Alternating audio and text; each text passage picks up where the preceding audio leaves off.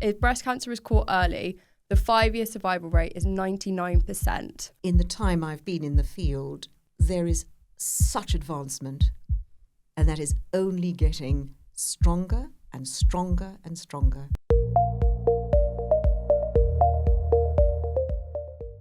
Welcome to Patient in the Room. If you've ever found yourself really, really late at night, doom scrolling, looking up those symptoms that you're like quite unsure about, then this conversation is for you. Today, I'm joined by Professor Zoe Winters. Zoe is a breast specialist and she has been voted the best breast cancer surgeon for 4 years in a row. Zoe, welcome. Hi, pleasure to be here, Megan. I wanted to start with a number that I think everyone needs to hear. So in 2026, if breast cancer is caught early, the 5-year survival rate is 99%. I feel like that's not talked about enough. Yes, you're absolutely right. I mean, this really, I think, speaks to the point that what we want to do is give women an insight into how important it is to have health promotion. And part of that health promotion is not just about lifestyle, some points of which will come into our discussion, but importantly, knowledge about screening. We all know that the NHS has a very historical, well-established program they're very proud of. However, I think there's more to this that has evolved over the past, I would say, 10 years, but specifically the last 8 years. And I'd love to talk about that. And that is access to early screening and how women should be screened. So it's a personalized approach. And we'll talk a little bit about what that risk-adapted screening could be as well. So there's a little veneer to this, and this is incredibly exciting. I feel like me, my mum, my grandma, we were kind of always told, you hit 50 and then you go and get your mammogram. You're invited to go and do that. But I feel like I'm seeing a lot more women in their 30s, their 40s, even some women in their 20s that are now getting diagnosed with breast cancer. Yeah, I mean, that's absolutely right. Proportionately, women diagnosed under 40 I haven't got the exact percentage to mind, but it's around 10 to 15%. However, it's extremely important. So let's talk about a great study that hailed out of London. It was published in The Lancet in 2020, and the trial was called the UK Age Trial. And basically, in a nutshell, they wanted to compare annual mammograms in women from 39, sort of starting 39, 41, capture that start point, doing annual mammograms up to 49 years of age. I think I said 39, 41. So in other words, annual mammograms from 40 to 49. That was the one group, the test group. And the other group was women undergoing mammograms from the standard of 50 years of age based on NHS screening. It was a bit of a controversial kind of trial, but the women who were in the trial knew they were in the trial. The women who weren't in the trial didn't.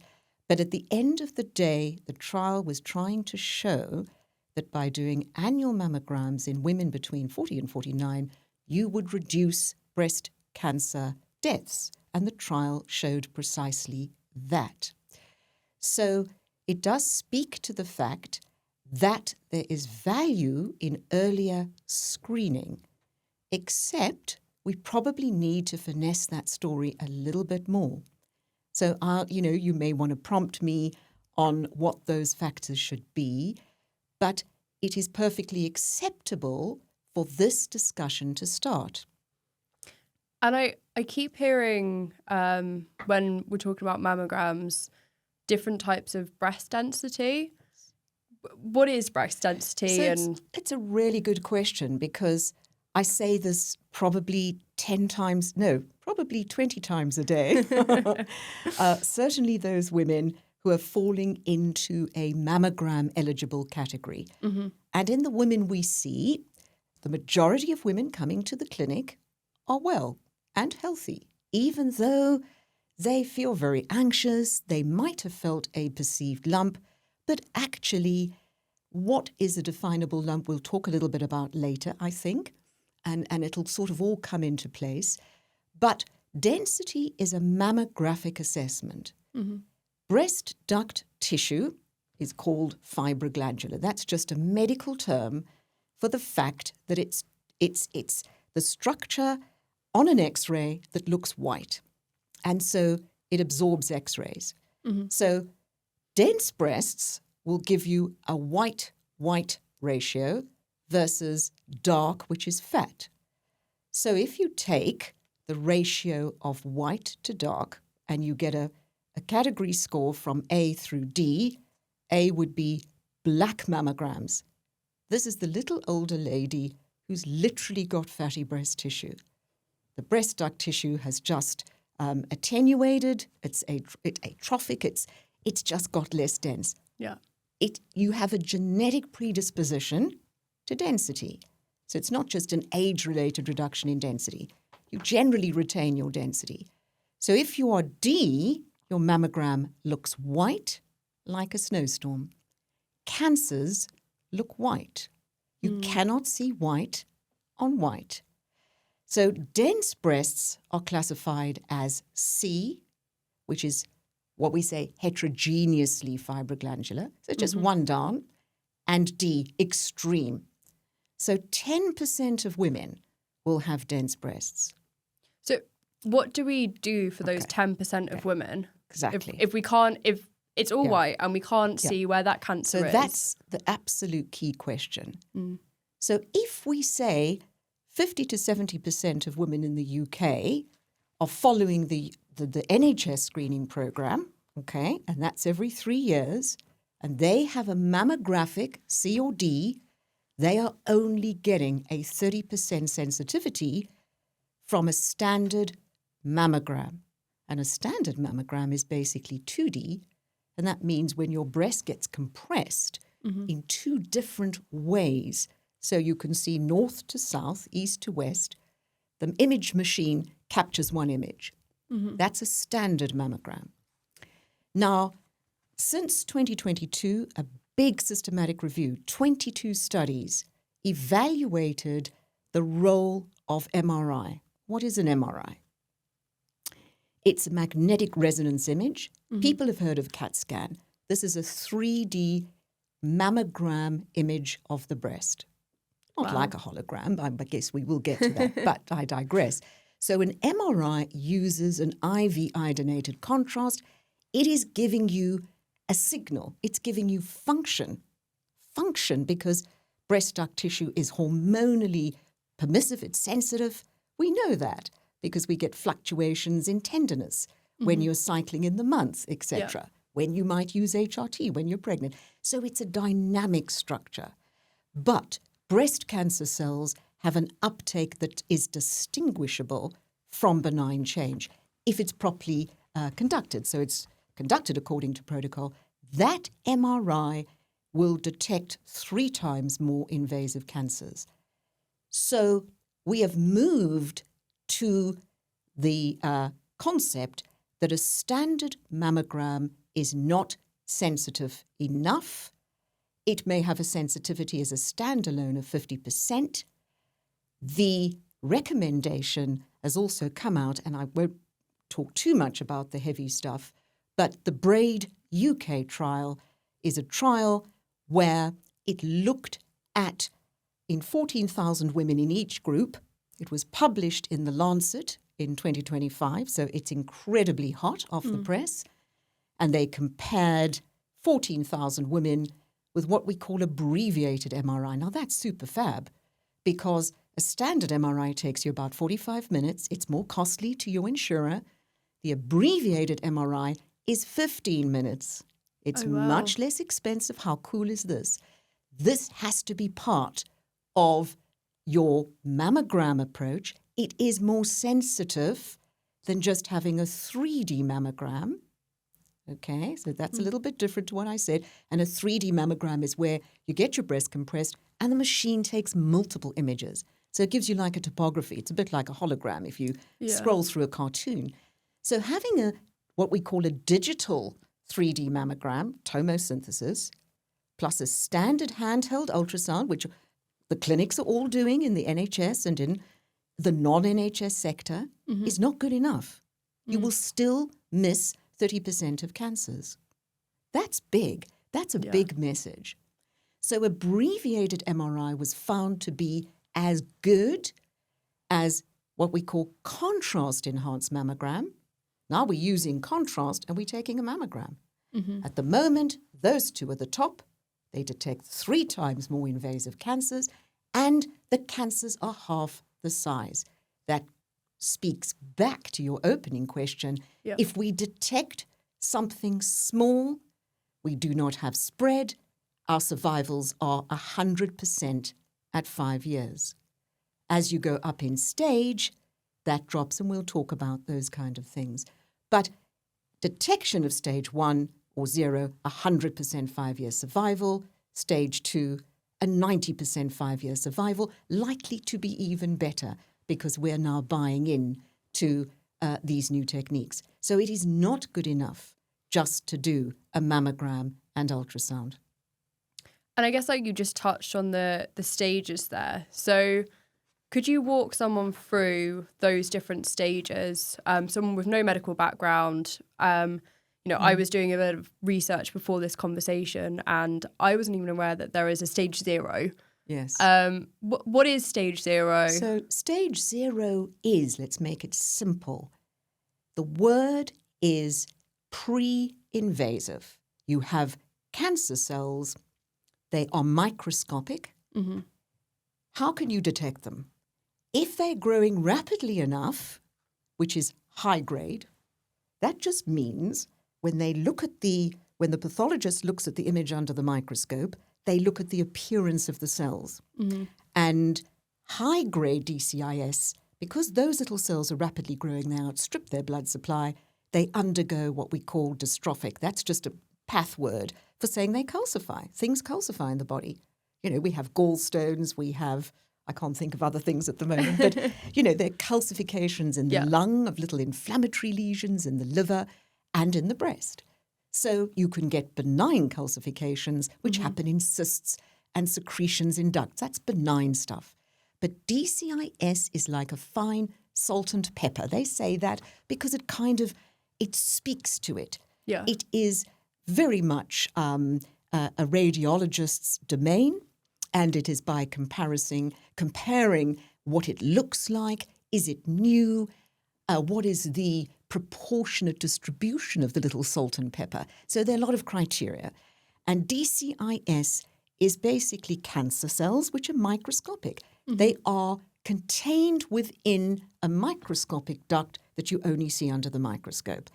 There is no potential for invasion because they haven't gone outside the duct.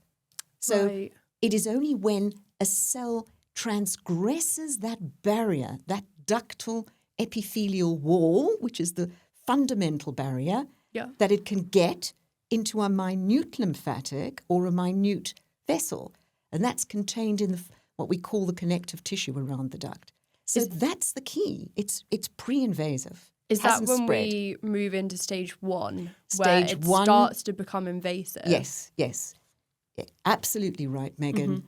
And stage 1 has little minute categories. Yeah. It's anything from under 0.5 or 5 millimeters up to an under 20 millimeters. So a stage 1 will not impact lifespan. It impacts perhaps modification, lifestyle choices. There's big stuff on whether we even need to operate on those. Yeah. And we can talk, there's a lot of convolutions down there, whether there's a need to irradiate older women or at all. Can we simply give a tablet that blocks estrogen for 5 years? This is all evolving. But de-escalation is the number one word in current breast cancer surgery and management. So a stage 2 would be 2 centimeters plus. Okay. And an early stage 2 would be there's no nodal involvement, but a stage 2B would be 2 plus and there is nodal involvement. It doesn't mean that that's high risk. It isn't. It's still regarded as early breast cancer. Even if you had 1 to 3 positive nodes, it's a low risk node positive there is still the potential for, as we said, literally an 80% 5-year survival, and probably way more than that, because we now have much greater optimization of medical therapy, of radiotherapy, and I think finessing those only higher risk women, because remember, the biology is something we have to interrogate. It's not just the size and the node. It is the fundamental pathways that control the risk that a microscopic cell would escape. Yeah. When you talk about it kind of getting into your nodes, what are your nodes? So nodes are throughout the body. Yeah. They are effectively, if you want to put an umbrella, your immune system. They are the basket catchers.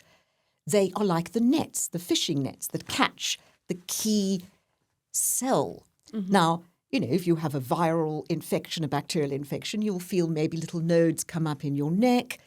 You might shave under your arm, get a little infected hair follicle. You may have axillary lymph nodes. The nodes are the fundamental defense.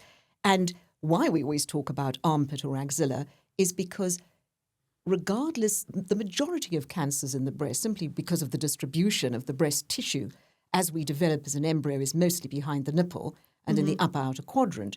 So most cancers occur, 60% of cancers occur in the upper outer quadrant, and therefore the nodal pathways are predominantly going to extend to the armpit and not the nodes along the breastbone. They might, but that percentage is way less. Under 20% tends to be more tumours that are medial and much higher aggressive tumours, higher stage, the stage 3 and 4. Yeah. So the question of the nodes is to define those women who are low-risk node positive. And that could be 1 to 2 positive nodes will still have an excellent outcome and are stage 2. And so we've got stage 0, which is 100%. We've got Yes. tiny microscopics. It's non-invasive. Yes. We've then got stage 1, which is it starts Under to 2 become invasive, centimetres. but Yes. it's under 2 centimeters. And node negative. And we've got stage 2, where it starts to become into the nodes. It's bigger than 2 centimeters. Now, stage 2 could still be node negative. Okay. So it's 2 centimeters plus. So you've got a little size element. It could be 25 millimeters, 2.5 centimeters. It could be 2. So it could go right up to 5 centimeters. So stage 2 is quite a big. That's quite a big that's quite category. big. Yeah. And we're still talking about success even when we get to stage 3. But clearly we're much more concerned about durations of therapies, much more concerned about the need for chemo and how we optimize chemo, because chemo is changing. There are other things that are being combined, made much more efficient, shorter courses of chemo. Yeah. This is all good. It's not becoming heavier. We are talking about amazing new drugs. And, that's another discussion. That's a heavy discussion. But it's very exciting because there are dramatic improvements in outcomes. And when we're talking about stage 3, so when I was kind of doing a little bit of research online, it kind of defines stage 3 for breast cancer as moving into the lymph nodes. Well, stage 3 is size and lymph nodes. Yeah. The size is more than 5 centimeters, and the nodes and its different combinations, and the nodes are starting to be more than 4 nodes, more than 3 nodes positive, and also mattered in their constellation. So this is a different scenario. It's not common. The majority of women I see will be very much in stages 1 and 2. In different parts of the country, you will get a much bigger and proportionate spread. So education, early screening, we'll talk about breast examination. Yeah. It's difficult. It's something that should be tested on a mannequin. I show all women, I talk about anatomy because that's, once again, if you understand the structure of the building, what the walls look like, what the entrance looks like, what the nature of the cement looks like, then you can understand what you're feeling. Yeah. Because a breast isn't a smooth glass ball under the skin. Yeah. That makes sense. And of course, there's a composition that is firm because the breast tissue undulates under the skin. Mm-hmm. So it's a bit like a moonscape, right? Yeah. And that moonscape, when it peaks up and drops down, that's not a lump. That is a prominence of normal breast tissue. So, then when we talk about defining a lump, conceptually, if I put a marble in a material whereby I can get a pen and draw a line, I can define or circumscribe it. Then I'm starting to describe something called a lump. Now, in women with extremely dense breasts, that can be extremely difficult. And there will still be clinicians who might miss that. But the caveat is that woman is in a one-stop clinic, a symptomatic clinic as much as a screening clinic.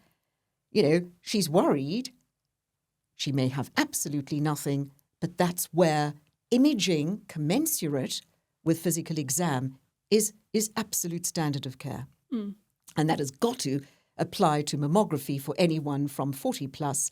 Clearly, women who are under 40 with high-risk parameters may also be considered for mammograms, but we tend to consider MRI as the first port of call in women under 40, simply because it has a greater sensitivity. Yeah. But it's got to be timed according to menstrual cycle, so in order to reduce conflicting benign signals from benign breast tissue. Because the benign breast tissue will take up contrast. Cysts are inflammatory. The breast is fundamentally an inflammatory structure. It's a modified sweat gland. It is active. It is not dormant. It's constantly changing. I had no idea that you couldn't that you would kind of like time when you would get absolutely an MRI based on a cycle. It's terribly important, and that's why we're working with very professional consultant radiologists who are top of their game. Yeah. They are breast dedicated, so that's extremely important. And I guess just to kind of touch on the final stage there, stage 4. So based on my research, that's called metastatic Absolutely cancer. Right, yes. And that's when it moves from the breast, being the lymph localized, nodes. either the breast or the nodes. We used to call nodes that were above the clavicle as stage 4. We've sort of changed that threshold a little. So it's not just, it may be nodes above the clavicle because that's not easy to treat. They can be irradiated, but that would be an advanced. I have to have the TNM staging. And TNM just means tumor nodal metastatic classification because it changes. So I'm quite careful about what I say because I know the classification has changed a bit. But it certainly could be a node above the clavicle. Nodes alongside the breastbone start to become the stage 3. The larger number of nodes in the armpit is a stage 3.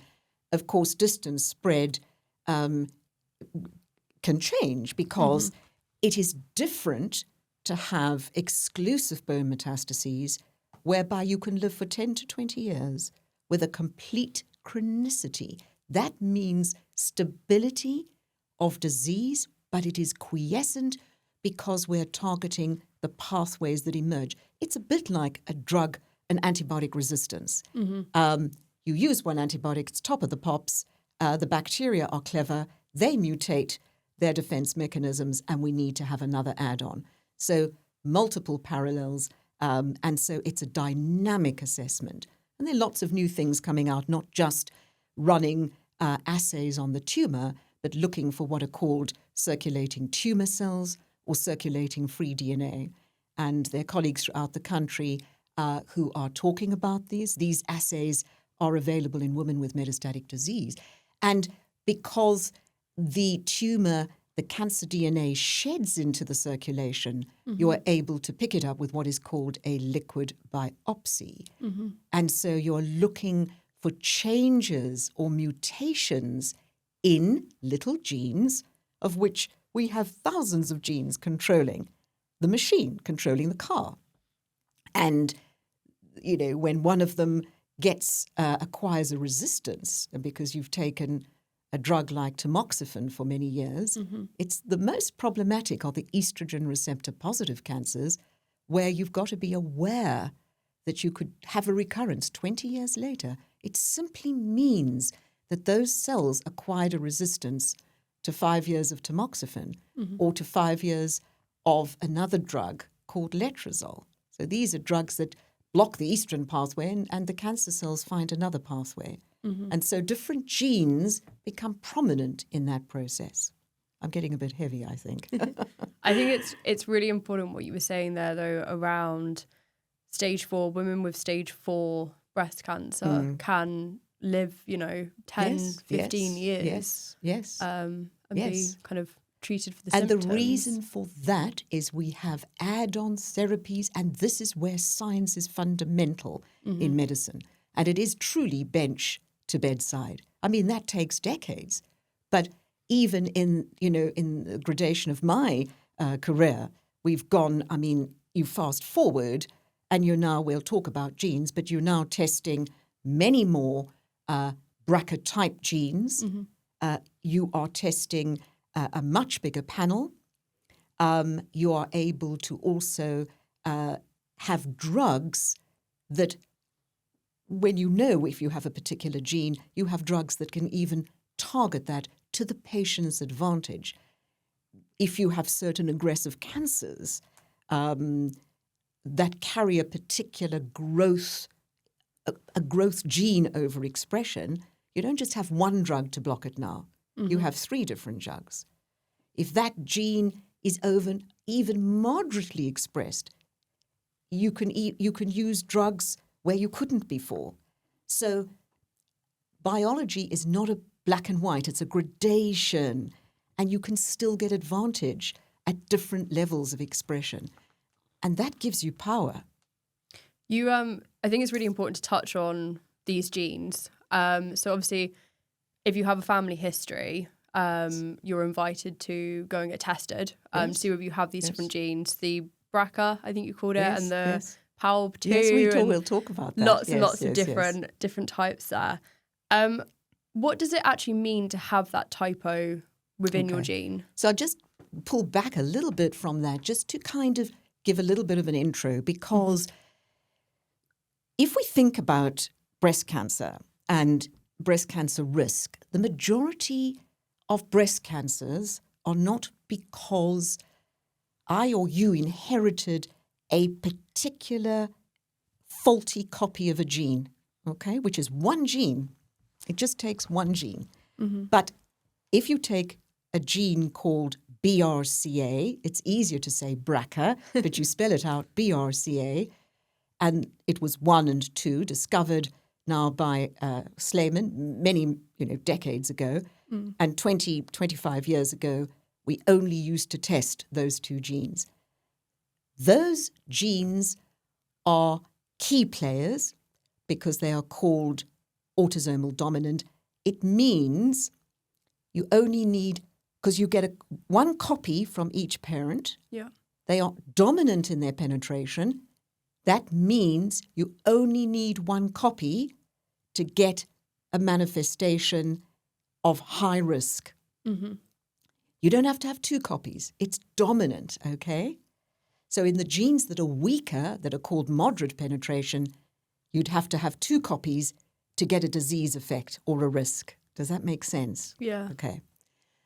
Let's say one parent had a definite BRCA abnormality, then there is a 50-50 chance that a sibling will get it. Not 100%, 50-50. So every sibling has to be tested. So you always go back to the index relative. So when we talk about gene testing, that is a small proportion of the whole population. If we had to just run those tests in the population, only 2% of women would have a BRCA type mutation. But we select the women that we refer to genetics. So they have got to have more than a 20% lifetime risk. So when we talk about individual breast cancer risk, it is, how many first-degree relatives, that is mother, daughter, sister. How many second-degree relatives, that is grandmother, aunt. It is not just maternal. We have to look at paternal. Yeah. We get a gene from each parent. But obviously, it could be a crossing over, but if it's maternal, then we go back to the affected relative who either had a cancer or we test the mother, and then we stratify the approach from there. But it's numbers of relatives, it's how young they were, it's whether a cancer was bilateral, cancers like triple negatives. We're now talking about cancers in the family. If there are cancers in the family, not just breast, but ovary, that is a red flag, because BRCA doesn't just increase one's lifetime risk for breast, but it increases lifetime risk for ovarian. I don't want to get into too much of the other detail, but there are also other rare cancers that can link to BRCA, like gallbladder, bile duct, liver, that we don't talk about. We've also got to think about things like prostate and pancreatic cancer. Pancreatic cancer is rare, but a pancreatic cancer on the same side of the family would raise a red flag.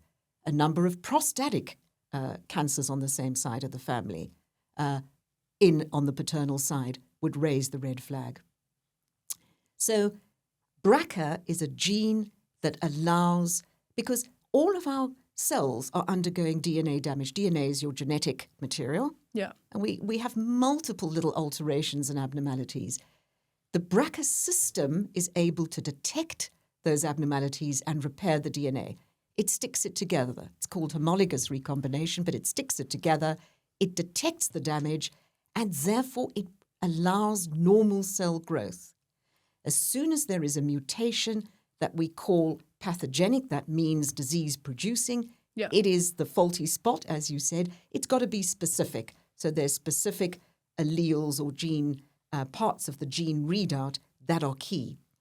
And that means I am now producing faulty DNA. My system for recognizing it and repairing it is defective. Yeah. So my lifetime risk for a breast cancer will now be 80 to 85%, up to 90 years of age. It varies. I mean, some of the percentages are like 60 to 85%. It just depends. There's also a predisposition to ovarian cancer, more so for BRCA2. The PALB2 is just a partner that works with BRCA1 and BRCA2. So it was discovered about 10 years ago. We never even knew about PALB2, and it raises risks. It is also dominant, and it also means that we have to consider risk-reducing surgery. There's a nuance to that because it depends on your age. If you're young, there is a far greater benefit in terms of overall survival than if you're 60 years of age. So that's just a nuanced discussion. And so if you're found to have both of these genes, does it definitely mean that you're going to get sick? Or is it more of a wait and watch? Or So the question of a high-risk family history would mandate a discussion and a referral to a specialist genetic centre within the NHS or in a non-NHS facility. And this is a centre that has a genetics counsellor. So one would go through a risk score, okay? And that risk score could be something called CAN-RISK. It is a score that has multiple algorithmic layers. If that computes that your risk is high and you meet eligibility, you will be offered a blood test for BRCA testing. That test is likely to comprise, it won't just be BRCA. In the NHS, they test 5 genes. We would ideally say I know that there's differences here. Fundamentally, there could be 6 genes or 9 genes. They will cover breast. They might also bring in ovary. But in principle, we should be testing genes on which we can act. That means the genes that either change our management or the genes that allow us to offer risk-reducing surgery. So not every gene means risk-reducing surgery. BRCA1 and BRCA2, PALB2, at an appropriate age, testing in your 30s, late 20s, 30s, is key. BRCA2, one tends to test later. It is a later onset cancer. These are not as aggressive. These are estrogen receptor positive, not exclusively, but this is a slower growing appearance of the cancer. PALB2 is a 35 to 40% lifetime risk, and there are also other cancers that come in with PALB2. There's pancreatic cancer, and not just breast. So that's the sort of story. And remember, it is not just surgery. Surgery is an advantage the younger you are, because that's when your risk is highest. So there are things, if you're highest risk, then it is, well, it's different in America because they basically are doing 6 monthly MRI alternating with mammogram, and that's every year. Okay, that's the highest risk. So that means you're coming out at, that is really optimal. And if you are highest risk, then you are also eligible to consider what is called chemoprevention, which are drugs or tablets. And that could apply more to a BRCA2 patient because that suits that profile and the type of cancers that occur in BRCA2. But those all have to be very specialist discussions. So if someone does have these genes, it's not just surgery that is preventative treatment. There are specific categories of surgeons. We can list them, but I don't want to get too heavy. But the big known ones are going to be BRCA1, BRCA2, PALB2, a gene called P53, which has been around, which I did my PhD on, a gene that causes gastric cancer called CDH1, others called Cowden syndrome, and another called Peutz-Jeghers syndrome. So those are not that well known, but they're still in the mix, okay? So it's not just surgery for everybody. Mm-hmm. You talked about CHEK, so CHEK is different. Yeah. CHEK2 is a moderate penetration gene, okay? That's not inevitable. You're going to get a breast cancer. And in fact, you don't get offered risk-reducing surgery because there's no evidence that that is yet an advantage. And I can't speak to that because like my PhD was on CHEK2 as well. CHEK2 is a gene that encodes a protein because cells have a little cell cycle. That's how they grow. They take a rest, then they build up, they double all their DNA. That's called the DNA synthetic phase. Then they take another rest, and then they divide. I think we did that in biology. I kind of really struggled with it. All this mitosis business. I kind of had to get my head around, and I still sometimes struggle. But anyway, so in the cell cycle, you get little gap where the cell rests, and you get proteins.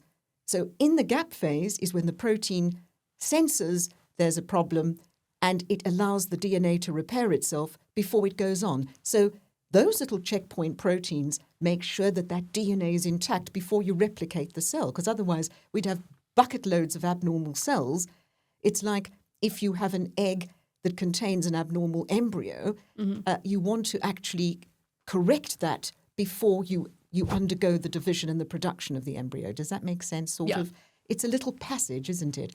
And so the CHEK2 encodes a protein that blocks the cell and allows it to repair before it divides and becomes more than one.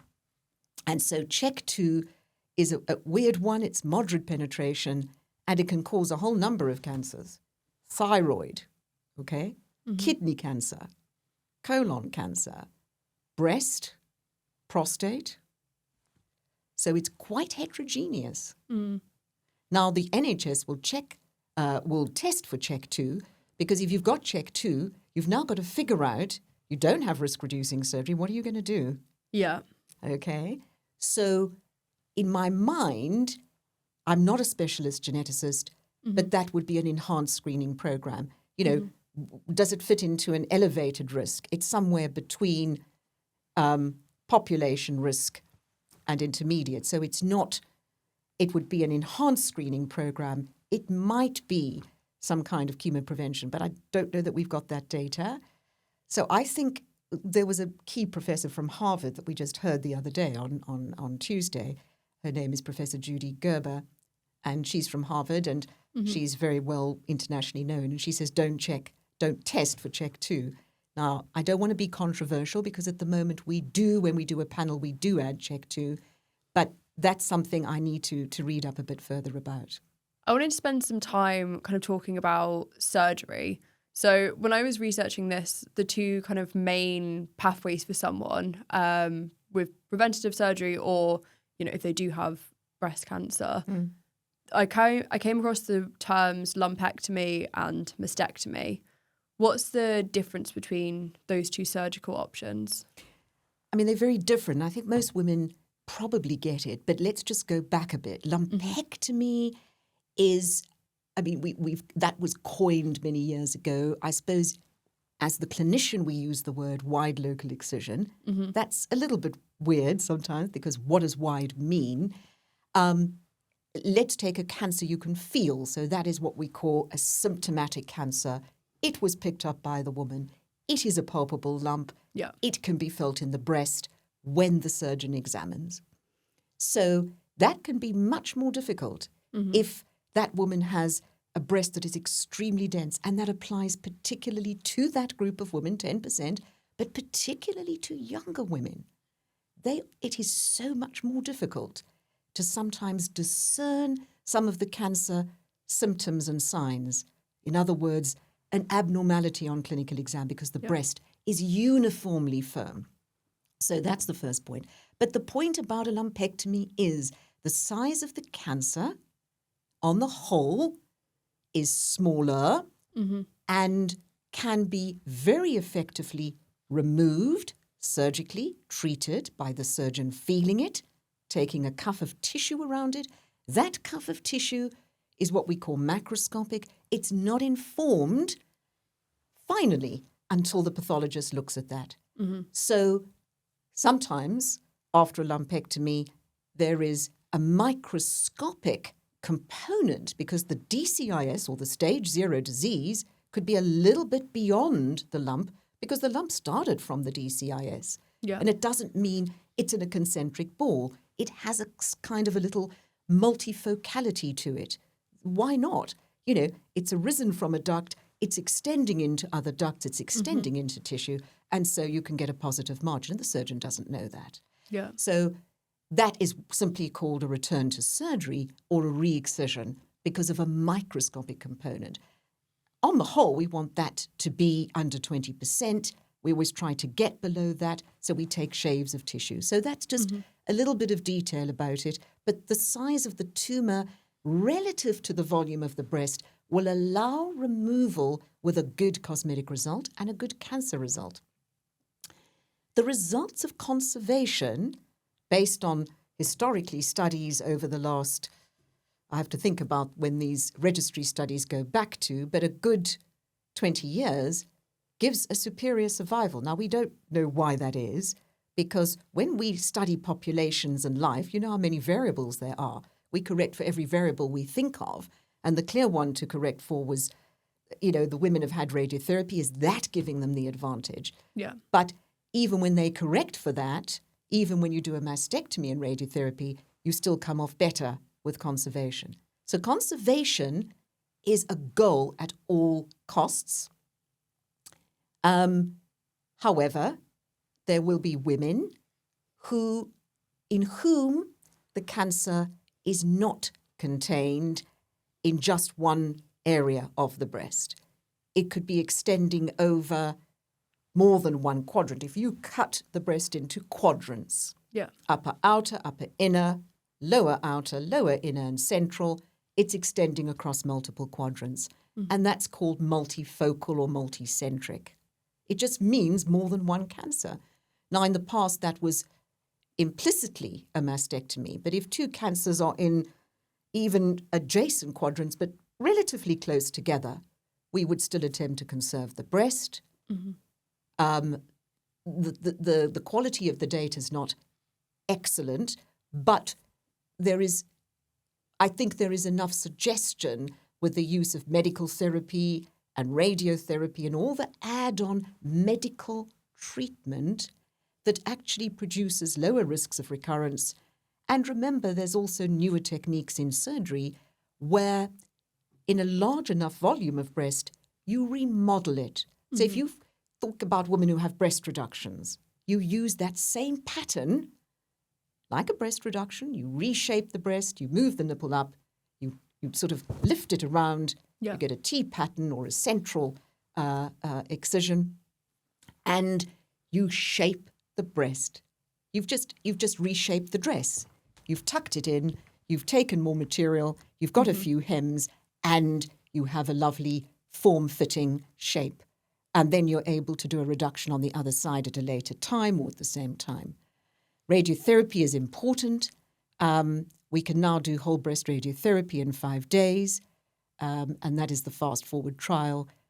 In women who are higher risk, we may add extra doses of radiotherapy to the site. But the radiotherapy, as surgery is now moved into, in lower risk cancers, either omitting it in older women completely. If you're 65 years plus, low risk tumors, you don't need radiotherapy. Yeah. That's fantastic. So that's excellent. Mastectomy is really 30% or less of patients, more extensive disease, tends to be younger women, where there is extensive either DCIS, that is just extensive across the breast, or multiple little foci. And the concept of why that occurs is still under research investigation. Why does a cancer occur in one place in the breast versus multiple places? That's called a field effect. We don't completely understand why, but it could relate to the surrounding tissue. Many years, this has been around for a long time, but we haven't quite got into that. That's another pathway. But there is obviously crosstalk between the connective tissue and the cancer, and that could make it occur in multiple places. But multiple tumors can be a feature more of a lobular cancer, can also be a feature of a gene, okay, or a feature where women have had radiotherapy in their developmental years, and that can increase risks of multiple cancers in the breast. So just thinking about that, those would probably be my comments. I wanted to tackle some of the noise around breast cancer. So I've kind of gone online, I've asked ChatGPT, and I've asked for kind of like the top 5 myths around this. Okay. So we can see if we can bust those. Let's see if I can answer ChatGPT. So I've seen so many viral videos claiming that the radiation from a mammogram actually causes cancer itself. Okay, so as they say, AI is evolving, and we mustn't believe everything we see. So we get that there are women who have various sources, and a lot of women come with their literature and they're very well informed, and that's across the globe. The amount of radiation is negligible. It becomes more significant if it's cumulative, and that is why there is a structure to imaging that is either if you are at an elevated risk, means that you're going to have annual mammography. Now, no one would endorse that if the impact of the mammogram was considered detrimental. So the amount of radiation is minimal. That is probably becoming even less. We now have facilities like abbreviated MRI, which is not irradiation. So there are other modalities that can substitute. But what has been sort of used as a bit of a salve is that, or I've seen in publications or explanations, is that if we're all exposed to radiation every day, and if you take a lot of international flights, flying from London to New York, return is like having a mammogram. So it's not considered prohibitive, and we are talking about a strategy that isn't a one-size-fits-all. So that's when we talk about the risk-adapted approach, and that might lead us a little bit into a study that I wanted to talk to you about, and that's not just screening all women from 50 plus every 3 years because they are going to be missed cancers. Because not all women 50 plus years of age are at the same risk. And it brings in what is called, and the same applies to women under 40, to say that all women between 40 to 49 vis-a-vis the age X or the age UK trial is probably not correct. It should be a risk-adapted or a risk-based approach. And that has been tested in a USA randomized trial. That just means what they did is women were randomized to go on a risk-based screening. They could be anywhere from 40 to 74 years of age. There are about 14,000 women in that group. The other group had annual imaging in the US, 14,000. Follow-up was 5 years. And the endpoint was, if I do a risk-based screen versus an annual screen, am I going to find more stage 2 cancers? Stage 2B, in other words, nodal positive. Bigger size nodal positive. Is it risky, in other words, to do a risk-based screen? And it turns out it is not. It is not a risk to do that. And in fact, there was a group of women in the study that was preference. They didn't want to be randomized, and they went into the preference arm, and most of them wanted a risk-based approach, and that was about 86% of them. And how they risk-based it is they did a panel of 9 genes like BRCA, PALB, and a few others. They did a polygenic risk score. Now, what does that mean? That means women, like any of us, why do we get a cancer? It's not because of our high-risk family history. It's not because we carry a BRCA. That's uncommon. It's because our genes are like a set of dominoes. If you take a pack of cards, and depending how the cards fall, there are multiple little functional nuances. And on their own, they do nothing.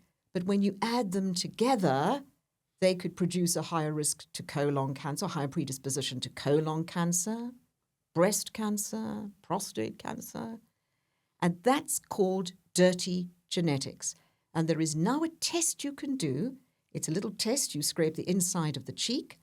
It's called the PR313. It's 313 little mapped abnormalities. And that can change our assessment of risk. So like testing BRCA, you can get 30% of women in the study were tested and they had a gene like BRCA mutation, but they never had a family history. So if you just do family history alone, it's not good enough. If you just do a polygenic risk score alone, it's not enough. So you've got to encompassing. It's all You've encompassing. got to do everything. You've got to have a genetic profile, which is your BRCA type genes, not just BRCA, but CHEK2, maybe others. You're going to have a polygenic risk score. You're going to have what is called an algorithm, which is a breast cancer surveillance consortium. So what's your family history? What's the age of what age did you have your first child? What's your breast tissue density? Have you ever had a biopsy that's shown an atypical cell or increases in the number of cells called hyperplasia? Have you, let me think, what's your ethnicity? If you are African American, if you are South Asian, by definition, you're at higher risk ethnically. What's your age? The older you get, the higher your risks. Age is the biggest independent factor. And based on that, plus your density, you have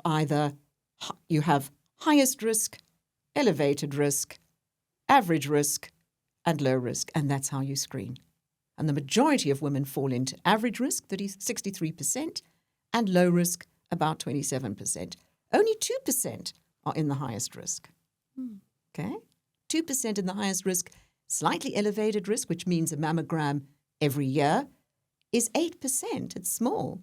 So only 10% of women are going to need a nuanced screening. But the average women should have 2 yearly mammograms. So you can see that NHS screening has some gaps. We all know that. So women need to become aware of this information.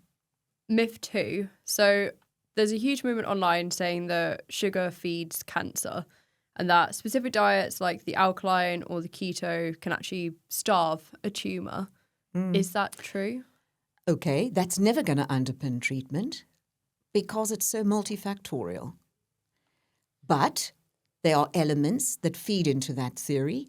Number one, if you put the cells in the lab in a lot of sugar, the chemotherapy drugs don't work as well.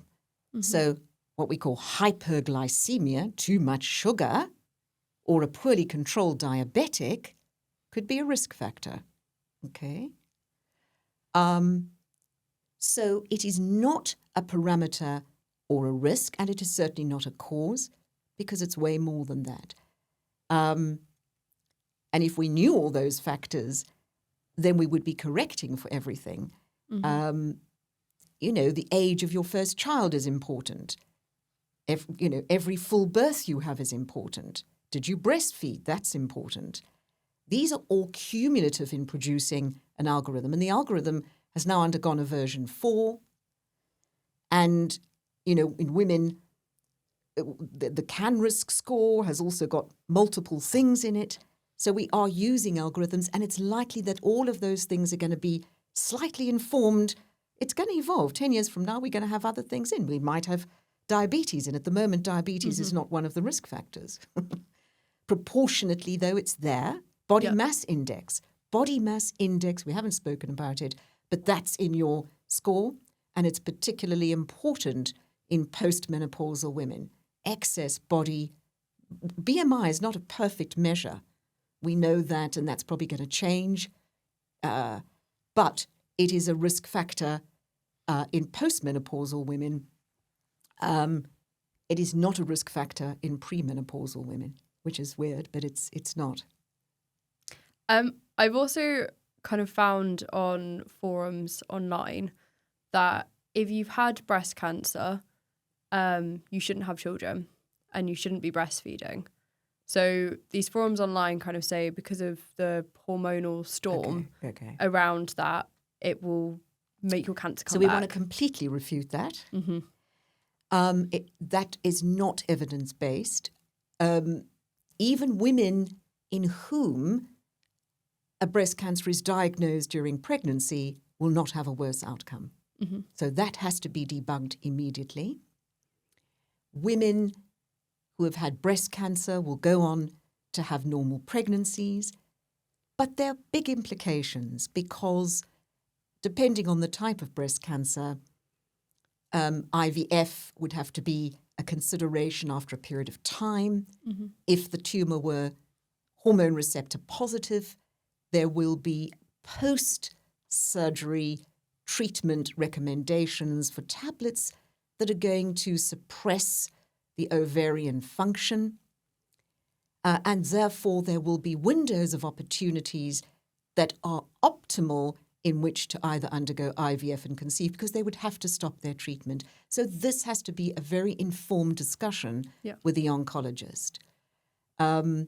We treat women with breast cancer in pregnancy, but there are appropriate times as to when chemotherapy is appropriate, when to perform surgery, and that tends to be at certain trimesters. And obviously imaging, one would attempt to avoid any radiation, but you would use an MRI. Mm-hmm. And so there are ways forward that are acceptable. So we have to debunk that. Breastfeeding isn't an issue. Mm-hmm. In fact, I mean, if we take the women without cancer, for every year that you breastfeed, there's a 7% reduction in breast cancer. For every child full to birth, there is a 4% reduction. So that's why women who are nulliparous, who don't have children, may have a slightly high risk. But that doesn't mean you're going to get breast cancer. It's way more because we talk about little relative risks that are all additive. But we've got to start looking at population genes. I want to get a readout. Then I take the other factors and I plug them into an algorithm. And that will come out somewhere in the right position rather than an exclusive focus on any one thing. And our final myth, deodorant, underwire bras, retained milk from breastfeeding cause cancer. Is that true? I love these because we can debunk them in one sentence. debunk. So no. Okay, no. So just mention again. So we had... You had deodorants? Okay, so now this is interesting because I was reviewing a grant many years ago from a very well-regarded colleague at Oxford who wanted to submit a proposal. I don't think that's come into the mainstream. I'd have to ask the Oxford population health scientists whether there's what the evidence is, because I haven't kept up with that. But, you know, the majority of women I know are all using standard access to whatever they want to. I mean, you could say any atomizer in household goods, how good is that for our bodies? And you know, we're surrounded by atomization with cleaning chemicals. It's not just going to be your deodorant. It's an interesting one. Maybe I need to do a deep dive and look for the real data on that. I would only look to the main epidemiologists, to be fair. But it certainly hasn't, to my knowledge, it hasn't raised its head in any real way since, I would say, about 2003 or 4. Mm-hmm. So I'm not aware. We've got to go back to and that's what we call the quality of evidence. The quality of evidence is randomized trial is level 1, big population studies level 2, and it starts getting lower and lower and lower. ChatGPT, no disrespect, but where did they get that from? You know, where are they pulling that from? Yeah. And underwired bras? Well, an underwire bra is perfectly reasonable. I mean, you can get a bit more breast pain with it. Women can find the problem with bras is women don't know they don't know their bra size. So it's got to be a question of measuring the circumference at the level of the inframammary fold, measuring the circumference at the level of the nipple, minusing the 2, and that gives you the cup size. Mm-hmm. Now, if you have a bra that's tight around the circumference, your cup size goes up. If the circumference is broader because your trunk or torso is broader, your cup size goes down. So it's got to be, you've got to do that Triumph thing online, and you've got to go up and down, you know, buy one up and buy one down, and then get the one in between. But of course, I was taught by some of my younger patients about bralettes. So I haven't tried one yet, but I should get on to that. And I guess it would be good to kind of show whoever's watching this, how do we check our breasts? Yes. And what should we be looking for as well? Because I know it's not just feeling, is it? No, it's very important. It's an extremely important thing, and it's very appropriate that we kind of pin this down. There are so many very good information providers, such as Breast Cancer Care, which I share with a lot of women, Macmillan, which is excellent, Breast Cancer Now.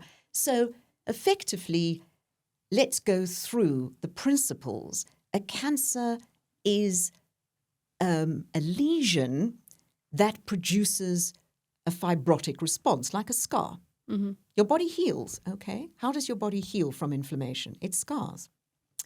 Now, when a cancer produces scarring, that's going to pull in the tissue around it. And that tissue is the skin above it, if it's close to the surface. If it's close to the chest wall, you're not going to see any skin abnormality. And that's why screening is as important. Clinical examination is an awareness of one's body, but it can never be an exclusive, an exclusive only intervention. So any suggestion, I mean, it may even be when you bunch skin. If I've got a young woman and she has extreme density, I'm feeling a very different type of breast, and I can't always feel a lump. And simply in the area that perhaps she is commenting, tenderness is a very poor predictor. I mean, it's less than 10%. So pain is not a parameter of cancer.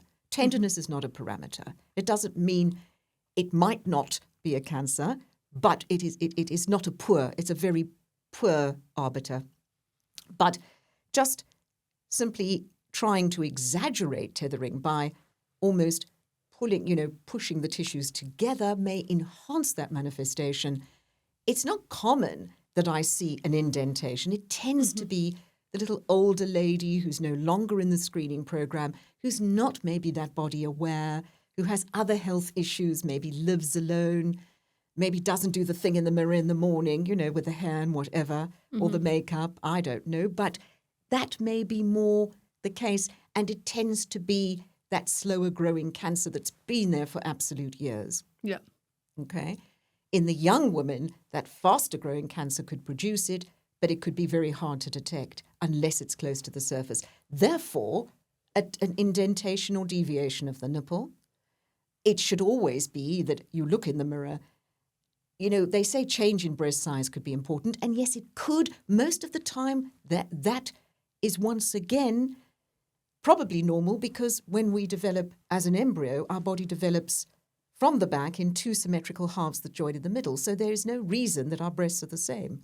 There's no reason we even look the same. We say, let me take my good side. Take my good side when you take this shot. I hope this is my good side.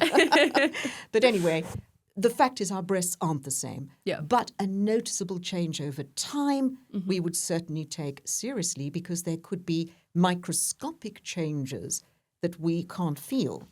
And so we can't ignore any suggestion by the patient, which does mean we see many women with normal breasts. The other would be a palpable lump, and we kind of already referred to what that may feel like. I think we talked about being able to get a pen and draw a line around it, as opposed to simply a prominence of normal tissue, because breast tissue, or the firmer component within the structure of fat and fibrous tissue, there's a firmness. It's a bit like peaks and troughs of a mountainous terrain. There is no, and so it gives you a sense of a bumpiness. I know I'm sounding less medical, but I think that sort of fits a picture in my head. Yeah. The other thing could be, does the nipple deviate? Is there a lump under the arm? Well, feeling lymph nodes under the arm is wrong 50% of the time. It's either barn door or it's very equivocal. Yeah. People during COVID were getting sort of vaccinations, and of course the nodes can swell.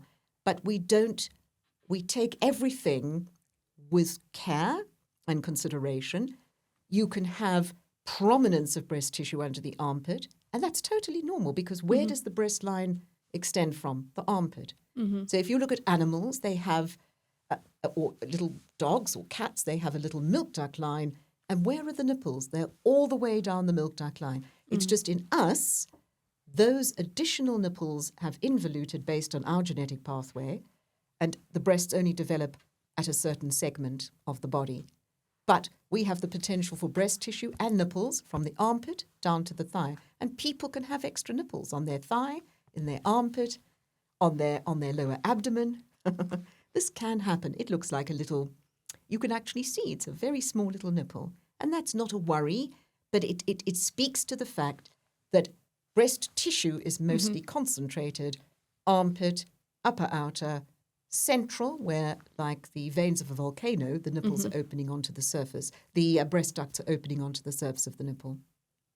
And before we end, I just wanted to speak directly to that person who's listening that is panicking. They're absolutely terrified. Maybe they found a lump. Maybe they're waiting for a biopsy. Whatever stage they're in, what's that one thought that you would like to leave them with? That certainly in the time I've been in the field, there is such advancement, and that is only getting stronger and stronger and stronger. In fact, we've got so many new developments that we can't even remember, or not that we can't remember all the drugs' names, and we can't even spell all these drugs as surgeons. I mean, our oncology colleagues are a little more familiar. But there's so much that is producing such an excellent impact, each in incremental, positive ways. But the key has to be knowledge comes first and foremost. And that's across all spectrum of our society. It's not just the scientists or the doctors or the surgeons. It's about the teachers, the children teaching at school. It's about males and females knowing about their bodies. This applies to men with prostate cancer, testicular cancer. It applies to women understanding the basic biology of what are my breast tissue? What is it? How does it respond to my cycle, to pregnancy? What is it about me? What are the factors that I need to look out for? My body weight, what I eat. I need to exercise.